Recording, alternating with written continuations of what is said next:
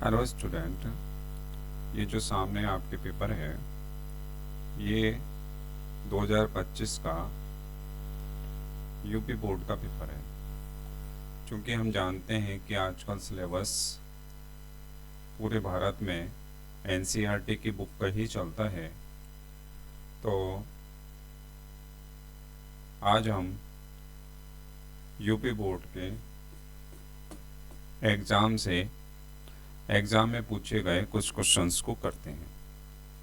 पहले 3 क्वेश्चंस को करेंगे। यदि ये वीडियो आपके लिए हेल्पफुल रहती है तो आप कमेंट बॉक्स में मुझे बताइए, मैं आगे के प्रश्नों को भी सॉल्व करके वीडियो बना दूंगा। तो पहला प्रश्न हम बात करते हैं कि पहला प्रश्न में क्या कह रहा है। पहले प्रश्न में हमारे पास कह रहा है किस बिंदु पर वक्र y² = 4x एवं रेखा हमारे पास y = x+3 दोनों के ढाल बराबर होंगे। तो अगर ढाल बराबर होंगे तो इसके लिए हमारे पास सबसे अच्छा तरीका ये होता है कि हम दोनों समीकरण के ये जो समीकरण दे रखी है इसका अवकलन कर दें। तो x के सापेक्ष अवकलन करने पर अब हम x के सापेक्ष अवकलन करेंगे तो देखिए y² का अवकलन हो जाएगा 2y dy/dx, 4 और x का अवकलन होता है 1। तो हमारे पास आ जाएगा y dy/dx = 4/2y। ये हम y को इधर ले लेते हैं तो इस तरीके से हमारे पास ये 2y आ गया। तो ये आ गया हमारे पास पहले वक्र का ढाल। फिर हम दूसरी वाली समीकरण ले लेते हैं y = x+3। सो इसका x के सापेक्ष अवकलन करेंगे तो ये हमारे पास हो जाएगा 1 + 3 का हो जाएगा, चूँकि अचर राशि है 0। तो dy/dx की वैल्यू हमारे पास क्या हो जाएगी, 1 हो जाएगी। अब हमारे को ये कहा है कि ढाल बराबर हैं, दोनों के ढाल बराबर हैं, तो इसका मतलब है कि ये 2 ले लेते हैं तो dy/dx 1 की वैल्यू हमारे dy/dx 2 के इक्वल है। ये वैल्यू को हम यहाँ पर पुट कर देते हैं। 2y = 1, 2 से ये 2 कट गया, देयरफॉर y की वैल्यू हमारे पास कितनी आ गई, 2 आ गई। y की वैल्यू 2 हमारे पास दो आंसर में दे रखी है, a और c में। तो हमें x की वैल्यू निकालनी है तो y = x+3 में y की वैल्यू 2 रख दीजिए, x+3। सो x की वैल्यू आ जाएगी हमारी 2 - 3 = -1। तो हमारा जो करेक्ट आंसर है वो हमारा हो जाएगा, इसके अनुसार C करेक्ट आंसर हो जाएगा, क्योंकि x की वैल्यू -1 है और y की वैल्यू हमारे 2 है। तो ये हमारा पहला प्रश्न था। इसका ये पूरा हल करके इसलिए बताया जा रहा है जिससे कि आपका सिर्फ यही प्रश्न सरल नहीं हो, अपितु आपकी अभ्यास क्लियर हो। तो हम बात करते हैं सेकंड बी पार्ट की। इसके बी पार्ट में हमारे पास क्या दे रखा है कि सदिश समीकरण दे रखा है, दो सदिश दे रखे हैं जो आपस में लंबवत हैं। तो हमने पहले वाले को हमने मान लिया क्या, 2i + 3j + 4k। पहला वाला तो ये हो गया। दूसरा वाले हमारे पास हो गई 5i माइनस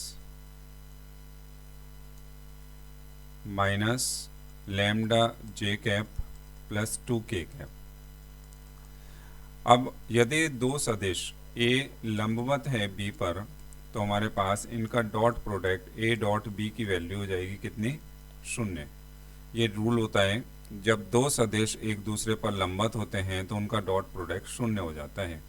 तो हमने इसको रख दिया है यहाँ, a की जगह a का मान रख दिया, डॉट प्रोडक्ट कर दिया, b की जगह हमने b का मान रख दिया। इस तरीके से अगर आप इन सवालों को देखेंगे और समझेंगे तो आपको ये भी पता चलेगा कि आपके अभ्यास में कौन सी चैप्टर की प्रॉब्लम है, उससे संबंधित आप मेरे से सवाल पूछ सकते हैं। अब हम डॉट प्रोडक्ट करते हैं, तो आई से आई का डॉट प्रोडक्ट 1, जे से जे का डॉट प्रोडक्ट 1 और के से के का डॉट प्रोडक्ट 1 होता है। तो हमने क्या किया कि 2 इंटू 5 कर दिया, 3 इंटू माइनस लेमडा कर दिया, 4 इंटू 2 कर दिया, is equal to 0। So 10 minus 3 lambda plus 8 is equal to 0। 3 lambda is equal to हो गया 18। सो लेमडा की वैल्यू आ गई हमारे पास 6। ये लेमडा की वैल्यू आ गई, जो हमारा करेक्ट आंसर है डी। तो इस तरीके से हमारा ये पार्ट भी कंप्लीट हो जाता है। नेक्स्ट क्वेश्चन पर बात करते हैं।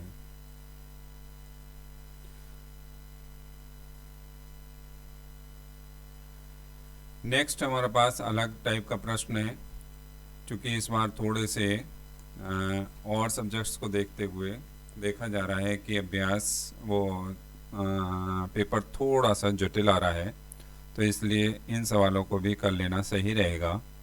तो हमारे पास है क्या, ए एक वर्ग आव्यूह दे रखी है जिसमें ए स्क्वायर का मान ए के बराबर है। ए प्लस आई होल क्यूब माइनस 7a का मान हमें ज्ञात करना है, जो इनमें से किसके समान होगा। ये वैसे अभ्यास का भी सवाल है, अभ्यास में भी इस टाइप का एक सवाल दे रखा है विविध में।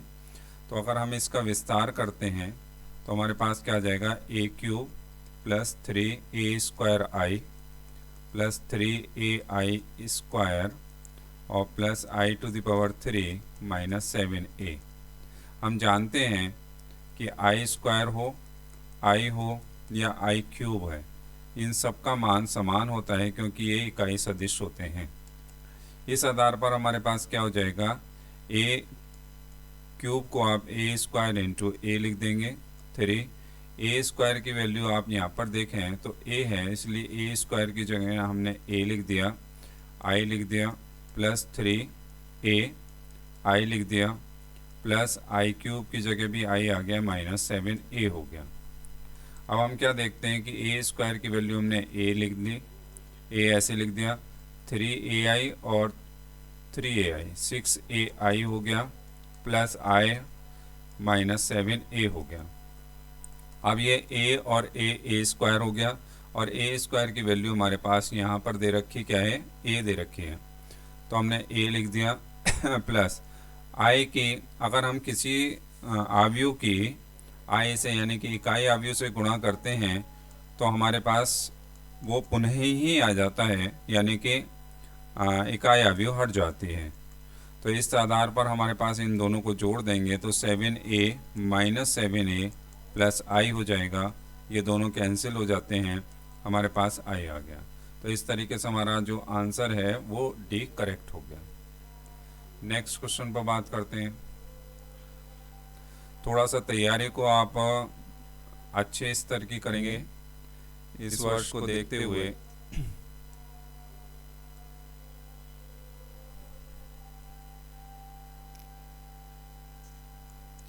नेक्स्ट प्रश्न है हमारे पास, हाँ डी पार्ट है इसका। तो डी पार्ट पर अगर हम बात करते हैं, डी पार्ट पर हम बात करते हैं तो हमारे पास क्या है, cos square x D x का हमें समाकलन करना है। अब हम क्या देखते हैं कि हमारे पास एक सूत्र होता है कि cos square x is equal to होता है, cos square x is equal to होता है कॉस 2x प्लस 1 अपॉन 2। ये हमारे पास सूत्र होता है। तो इस आधार पर हम यहाँ पर ये मान रख देंगे cos 2x प्लस 1 अपॉन 2 और ये हो जाएगा dx। 1 अपॉन 2 को हम बाहर ले लेंगे, समाकलन का चिन्ह लगा देंगे cos 2x प्लस 1 dx। यहाँ पर हमारे पास 1 अपॉन 2 cos 2x dx और प्लस 1 अपॉन 2 1 dx हो गया। यहाँ पर आप क्या देखते हैं कि cos का समाकलन करना है तो वैसे तो प्रतिस्थापन विधि से होगा, cos 2x को t मानना पड़ेगा यहाँ पर। तो cos 2x को t मान लिया तो 2 dx is equal to dt हो गया। So dx is equal to dt upon 2 हो गया। तो इस आधार पर हम देखते क्या हैं कि ये cos t और dt अपॉन 2 आ गया, प्लस के 1/2 और इसकी वैल्यू हो गई x, समाकलन 1 का समाकलन x होता है प्लस c। हम यहाँ पर क्या देखते हैं कि 1/4 आ जाएगा cos t का समाकलन होता है sin t plus x/2 and plus c। तो इस आधार पर हमारे पास 1/4 साइन t को रिप्लेस कर देंगे 2x से, प्लस x/2 प्लस के c हो जाएगा। तो इस तरीके से हमारे पास ये हमारा आंसर हो गया, जो हमारा कौन सा खंड सही है। इस आधार पर हमारे पास डी पार्ट करेक्ट है। तो इस तरीके से ये प्रश्न हमारा कंप्लीट हो जाता है। ये हमारा समाकलन का रिवीजन एक तरह से हो गया।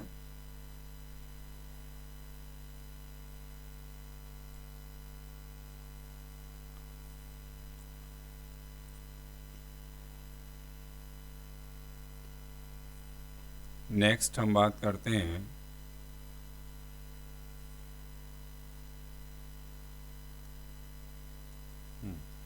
अगला प्रश्न है हमारे पास फलन से है। नेक्स्ट है हमारे पास f कोई फलन दे रखा है r से r में, और एफ एक्स इजिकल टू होता है 3x for every x belongs to r के लिए द्वारा परिभाषित है। तो f के बारे में हम क्या कहेंगे, तो देखिएगा ये अगर हम इस फलन पर बात करते हैं तो एफ एक्स इजिकल टू होता है 3x दे रखा है। ये एक बहुपद है, और बहुपद जो होते हैं वो r से r में दोनों ही होते हैं। यहाँ पर एक ही, यहाँ पर रेखीय है, रेखीय बहुपद है ये। तो रेखीय बहुपद में हमारे पास ये आच्छादक भी होता है ये, और एक भी होता है ये। इसका हालांकि ये ऑब्जेक्टिव टाइप क्वेश्चन है, इसका स्पष्टीकरण कर लेते हैं, क्योंकि ये बड़े अगर प्रश्न में आ जाता है तो इसको आप समझने में आसानी रहेगी। तो f(x1) इजिकल टू f(x2) में हम देखते हैं 3x1 इजिकल टू 3x2 हो जाएगा। 3 है, 3 से 3 कैंसिल हो जाएगा, तो x1 इजिकल टू x2 आ जाएगा। तो यहाँ पर हमारे पास ये एक ही फलन हो गया नियम के अनुसार। उसके बाद हमने क्या किया कि f(x) को हमने y मान लिया इजिकल टू 3x।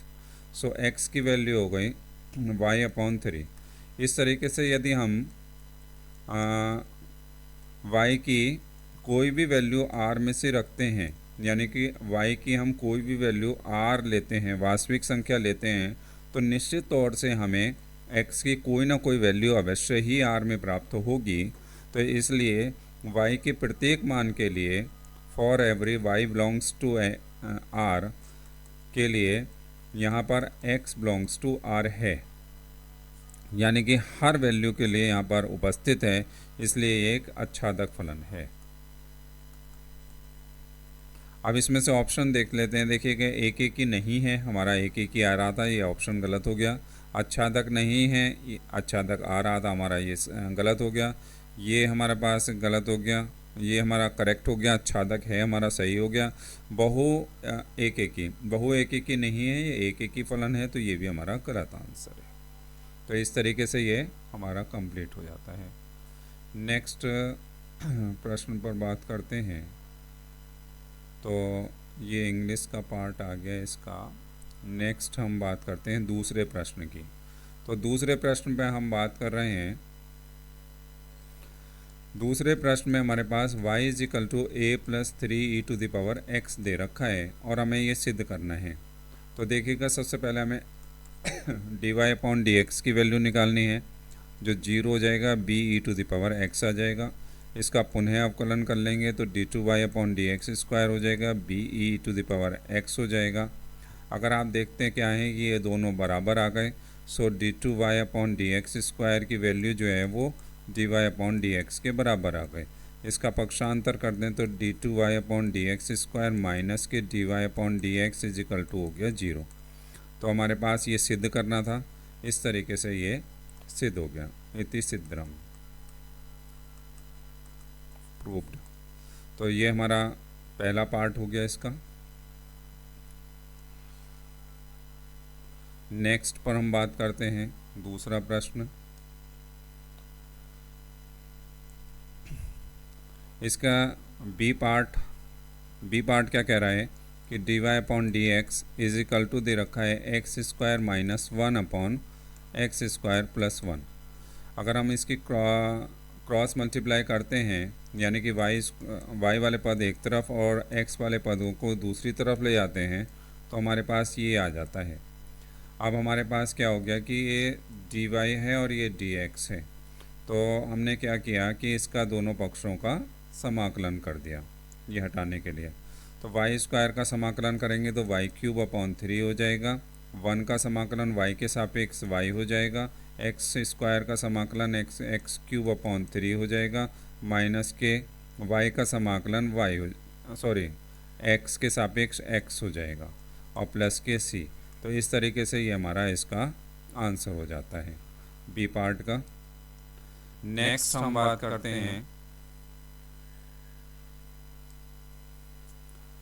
इसका नेक्स्ट पार्ट है, पार्ट नंबर है सी पर अगर हम देखते हैं तो F X is equal to modulus of X दे रखा है और ये कह रहा है कि एक्स के सभी मानों के लिए संगत है, ये हमें दर्शाना है यानी कि सिद्ध करना है। तो हम जानते हैं कि ये जो फलन होता है ये एक चिन्ह फलन होता है, यानी कि इसके दो मान होते हैं, x का मान 0 से छोटा और x का मान 0 से बड़ा होने पर ये आता है। तो हमें बस केवल ऐसी स्थिति में सतत दिखाने के लिए हमें केवल जो परिवर्तन बिंदु है यहाँ पर x इज इक्वल टू 0, उस पर ही हमें ये दिखाना पड़ता है कि इसकी सीमाएं जो हैं वो बराबर हैं, उसमें सततता परीक्षण करना होगा। तो हमने क्या किया कि सबसे पहले x बराबर 0 पर हम इसकी बाईं सीमा देख लेते हैं, limit h tends to 0 f 0 minus h से। तो limit h tends to 0 f minus h, limit h tends to 0, और ये माइनस के लिए हम बात करेंगे तो माइनस के माइनस h आ जाएगा। ये हमारे पास इसकी वैल्यू रख देंगे तो ये 0 आ जाएगी। इसके बाद हम दाईं सीमा की बात करते हैं, तो दाईं सीमा में हमारे पास क्या आ जाएगा, लिमिट आ जाएगी h tends to 0 f 0 plus h, 0 plus h यानी कि लिमिट fh का मान रख देंगे ऊपर से, तो limit h tends to 0 fh का मान यानी कि प्लस के लिए हमारे पास h ही है, तो x है तो यहाँ पर h ही आ जाएगा और लिमिट रख देंगे तो ये भी 0 आ जाएगा। तीसरा हमें f0 का मान याद करना है, 0 का मान हम इसमें रखेंगे ये वाले फलन में, तो x की जगह 0 रख देंगे। तो हम क्या देखते हैं कि यहाँ पर बाईं सीमा बराबर आ गई है दाईं सीमा बराबर आ गए f0 के। इस आधार पर हम ये कह सकते हैं कि x बिलोंग्स टू r के लिए, for every x belongs to r के लिए हमारे पास जो फलन है f(x) बराबर मॉडुलस ऑफ x एक सतत फलन है।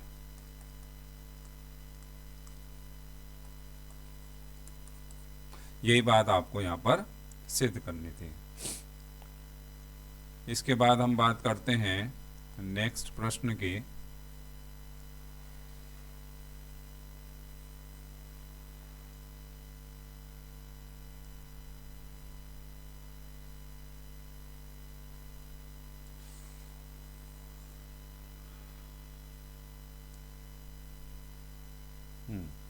तो नेक्स्ट प्रश्न में हमारे पास क्या आता है, ये प्रायिकता से संबंधित सवाल है, काफ़ी अच्छा है और इस टाइप का सवाल अभ्यास में भी था कि हमें ये दे रखा है, ये डी पार्ट है इसका, पी ए का मान हमें दे रखा है 1/2, पी बी का मान हमें दे रखा है 1/4 and P A intersection B का मान दे रखा है 1/8।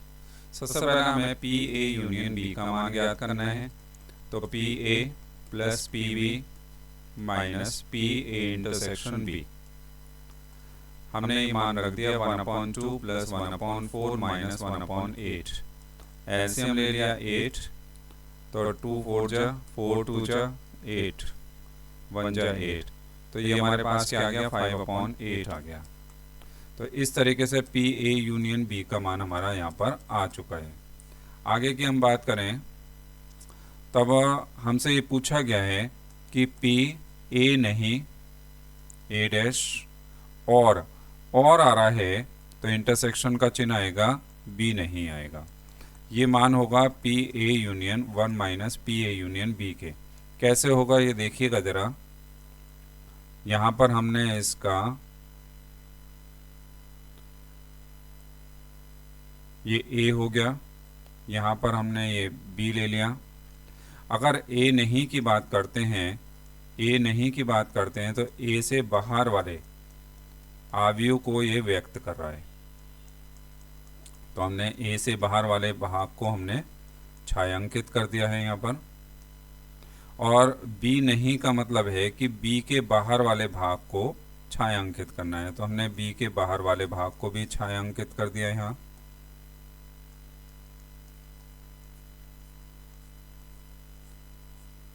ये बी का बाहर वाला भाग हो गया। अब और यानी कि इंटरसेक्शन किसको व्यक्त करता है? इंटरसेक्शन का मतलब होता है सर्वनिष्ठ का, कि यानी कि हमारे पास उभयनिष्ठ भाग, यानी कि जो डबल क्रॉस हो रहा है, डबल क्रॉस बाहर वाला भाग ही हो रहा है। तो अगर हम अंदर वाले वन में से अंदर वाले भाग को, यानी कि ये इतने हिस्से को, यहाँ अगर हम देखें चित्र में, तो अगर हम चित्र के ये वाले हिस्से को, इतने हिस्से को माइनस कर देते हैं, ये वाले हिस्से को माइनस कर देते हैं, इतने हिस्से को, और ये भाग जो कहलाता है, ये जो है ये कहलाता है ए यूनियन बी। तो हमें बाहर वाला भाग ज्ञात करने के लिए वन में से ए यूनियन बी को माइनस करना पड़ेगा, तब हमें ये ज्ञात होगा। तो ए यूनियन बी का मान हम पहले ही ज्ञात कर चुके हैं, तो हमारे पास आंसर आ जाएगा 1 माइनस 5/8, इसलिए 3/8 हमारा आंसर हो जाएगा। नेक्स्ट,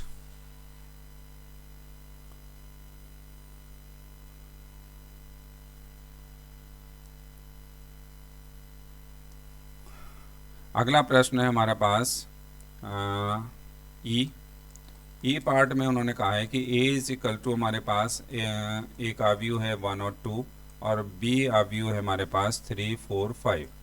ये दो अवयव हमें दे रखी हैं। ए और बी में संबंधों की संख्या ज्ञात करनी है। तो देखिएगा, जो संबंधों की संख्या होती है वो हमारे कार्तीय गुणन से निकलती है। तो हम कैसे ज्ञात करते हैं? पहले कार्तीय गुणन ज्ञात करेंगे, ए क्रॉस बी। तो ए क्रॉस बी में हमारे पास अवयव कौन कौन से आएंगे ये देख लेते हैं। 1 3 आएगा, 1 4 आएगा, 1 5 आएगा। इसके बाद 2 3, 2 4, 2 5 आएगा। तो इस तरीके से हमारे पास ये कितने अवयव आएंगे? ये 6 अवयव आएंगे। अब हमारे पास जो है संबंधों की संख्या ज्ञात करनी है, तो ये आपको सूत्र याद रखना पड़ेगा। ए से बी में संबंधों की संख्या, इसके कार्तीय गुणन के सभी उपसमुच्चयों की संख्या के बराबर होगी। ए क्रॉस बी के सभी उपसमुच्चयों की संख्या। अब हम जानते क्या हैं कि उपसमुच्चयों की संख्या ज्ञात करने के लिए हमारे पास क्या होता है? 2 की पावर n होता है। तो 2 की पावर 6 हो गया, 2 की पावर 6 यानी कि 64 होता है। ये हमारा आंसर आ गया।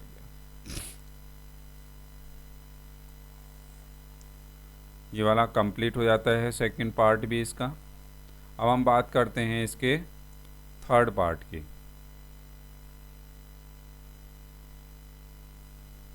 थर्ड पार्ट में हमारे पास थोड़े से बड़े क्वेश्चंस आएंगे, तो ये थोड़ा सा ध्यान देंगे। ए क्वेश्चन है हमारे पास तीसरे प्रश्न के लिए। हिंदी वाला भाग खोल लेते हैं, ये हिंदी वाला है। तो ए हमारा प्रश्न है, क्या कह रहा है कि y इज इक्वल टू हमारे पास क्या है? A cos theta plus B sine theta, और हमें ये प्रूफ करना है कि d2y upon D theta square is equal to minus के y, ये हमें प्रूफ करना है। तो देखिएगा हम कैसे प्रूफ करेंगे, इस पर ज़रा थोड़ा सा ध्यान दीजिए। सबसे पहले हमें d2y upon D theta square का मान ज्ञात करना है, तो x के सापेक्ष दिए गए फलन का अवकलन कर दो। So dy upon D x is equal d theta theta के सापेक्ष करेंगे क्योंकि थीटा हमें दे रखा है। तो a कॉस थीटा का माइनस के साइन थीटा होता है प्लस b साइन थीटा का कॉस थीटा होता है। देयरफॉर माइनस के a साइन थीटा प्लस के b कॉस थीटा आ गया।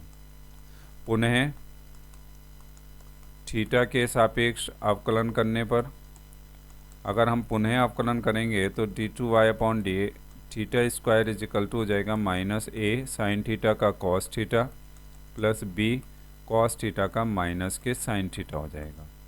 अब हम क्या देखते हैं कि माइनस कॉमन ले लें तो हमारे पास ये वाला पद आ जाता है b साइन थीटा, और अगर हमें थोड़ा सा ऊपर से ध्यान दें तो ये वाला जो मान है वो हमारा इसके ही समान आ चुका है, तो इसके स्थान पर हमने क्या रख दिया, माइनस के y रख दिया, और यही बात हमें सिद्ध करनी थी। d2y upon D theta square का मान हमें यही प्रूफ करना था। नेक्स्ट प्रश्न पर बात करते हैं।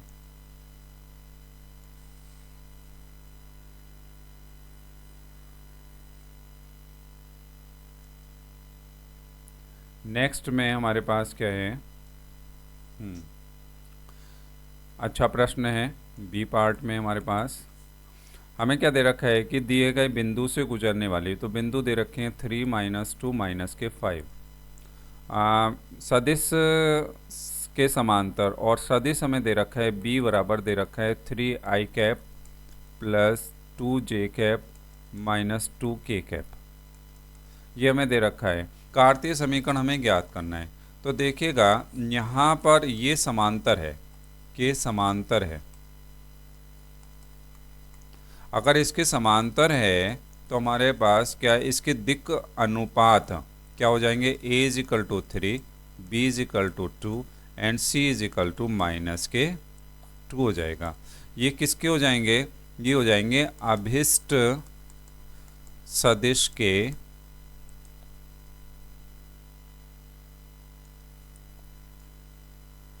अभिष्ट सदिश के दिक् अनुपात,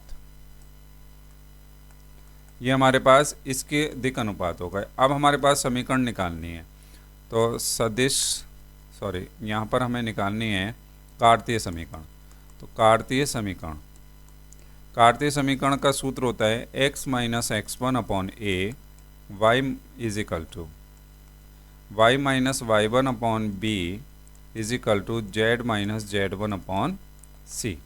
सो इसके मान को हम रख देंगे 3 is equal to y minus y1 की जगह minus 2 upon 2 is equal to z minus के 5 अपॉन क्या, c की वैल्यू माइनस 2।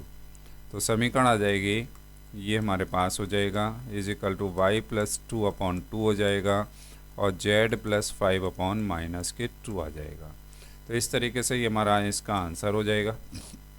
ये हमारा इसका कार्तीय समीकरण हो गया।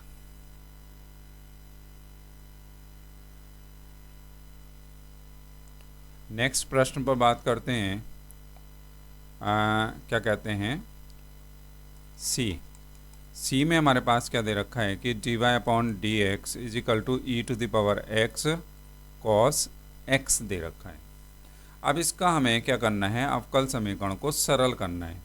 तो सरल करने का तरीका क्या होता है कि dy इज इक्वल टू क्या हो जाएगा, E to the power x cos x into D X. अब बात ये आती है कि यह समीकरण को सरल करने के लिए dx दोनों पक्षों में है, तो इसलिए हमें इसका समाकलन करना पड़ेगा। y is equal to e to the power x cos x dx। यहाँ पर हमारे पास क्या है कि हमारे पास दो तरीके के फलन प्राप्त हो रहे हैं, तो इसको आइलेट के अनुसार क्रम दे सकते हैं, या e की पावर को हम पहला मान के भी क्रम दे सकते हैं। इसको फर्स्ट और इसको सेकंड मान लिया। अब सूत्र क्या होता है कि पहले वाले को अचर मानते हुए दूसरे वाले का समाकलन dx माइनस पहले वाले का अवकलन d upon D x e to the power x, दूसरे वाले का समाकलन cos x dx और फिर टोटल का समाकलन, यहाँ से यहाँ तक का समाकलन। अब हम क्या देखते हैं कि e to the power x ऐसे cos x का समाकलन होता है sin x minus e to the power x का e to the power x, यहाँ sin x और ये आ गया dx। अब ये पुनः यही वाली स्थिति आ गई है, इसका हमें पुनः समाकलन करना होगा। तो ये आ जाएगा हमारे पास, इसका समाकलन करने के लिए इसको फर्स्ट और इसको सेकंड मानना पड़ेगा। थोड़ा सा पेज को इधर ले लेते हैं। तो देखिएगा इसमें हमने क्या करा कि ब्रैकेट लगाना पड़ेगा और पहले वाले को अचर मानते हुए दूसरे वाले का समाकलन dx माइनस पहले वाले का अवकलन d upon D x e to the power x, फिर दूसरे वाले का समाकलन dx और फिर टोटल का हमें समाकलन करना पड़ेगा। यहाँ पर हमारा स्टार्ट हुआ था ब्रैकेट, तो ये हमने यहाँ पर ये स्टार्ट और ये क्लोज कर दिया इज इक्वल टू। अब हम बात करते हैं e to the power x sine x minus e to the power x। ये देखो e to the power x तो ऐसे ही रहेगा, साइन x का हो जाता है माइनस के cos x, और ये माइनस था तो माइनस ये यहाँ पर है। अब यहाँ पर देखिएगा ये वाला माइनस का चिन्ह है और ये वाला माइनस का चिन्ह है, तो ये तो हो गया प्लस का चिन्ह। e to the power x का e to the power x हो जाएगा, साइन x का माइनस के cos x होता है और यहाँ आ गया dx।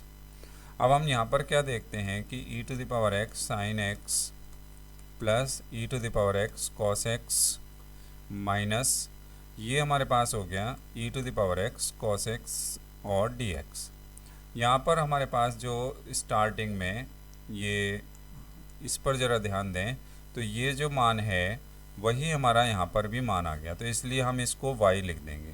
तो y इज इक्वल टू हो गया e to the power x sine x plus e to the power x cos x और माइनस के y आ गया। आगे अगर हम इसको सरल करते हैं तो ये वाला y और ये वाला y दोनों एक तरफ चले जाएंगे, तो 2y इज इक्वल टू हो जाएगा e to the power x common ले लो sine x plus cos x, और हमारे पास y की वैल्यू हो जाएगी 1/2 e to the power x sine x plus cos x। तो इस तरीके से ये वाला हमारा, और प्लस c लगाना पड़ेगा क्योंकि हम यहाँ पर समाकलन कर रहे हैं, तो ये हमारा आंसर आ जाता है। तो नेक्स्ट प्रश्न पर ध्यान देते हैं।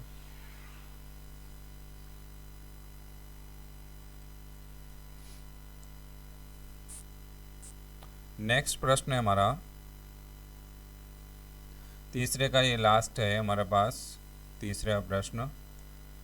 तीसरे प्रश्न में हमारे पास a, b और c हमारे पास सदिश दे रखे हैं, और a plus b plus c सदिश हमारे पास डी पार्ट है। ये vector a plus vector b plus vector c is equal to 0 दे रखा है और हमें इसका मान ज्ञात करना है। तो स्टूडेंट मुझे ये लग रहा है कि यहाँ पर इस सवाल में थोड़ी सी कमी कर दी गई है। ये सदिश के साथ साथ इसमें इकाई सदिश होना चाहिए था, इकाई सदिश होना चाहिए था। अगर ये इकाई सदिश नहीं होगा तो इसका मान हम ज्ञात नहीं कर पाएंगे। तो इकाई सदिश होने पर क्या होगा कि इसका मॉडुलस का मान और इसके मॉडुलस का मान और इसके भी मॉडुलस का मान, c के मॉडुलस का मान, तीनों का मान हो जाएगा 1। अब हम इसी समीकरण को ले लेते हैं। तो सदिश a प्लस सदिश b प्लस सदिश c इज इक्वल टू हो गया 0, और इसको हमने क्या करा कि a plus b plus c का डॉट प्रोडक्ट हमने किससे, a plus b plus c से कर दिया, इज इक्वल टू स्क्वायरिंग कर दिया दोनों पक्षों में, तो ये 0 आ गया। अब हम अगर बात करते हैं कि इसकी अगर हम मल्टीप्लाई करते हैं तो a स्क्वायर प्लस आ जाएगा b स्क्वायर प्लस आ जाएगा सदिश c स्क्वायर और प्लस के आ जाएगा 2a dot b plus b dot c plus c dot a is equal to 0 आ जाएगा।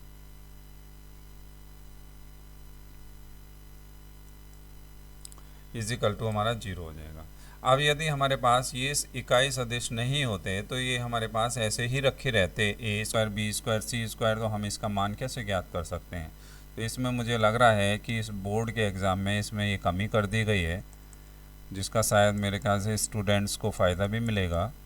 To a dot b plus b dot c plus c dot a is equal to 0।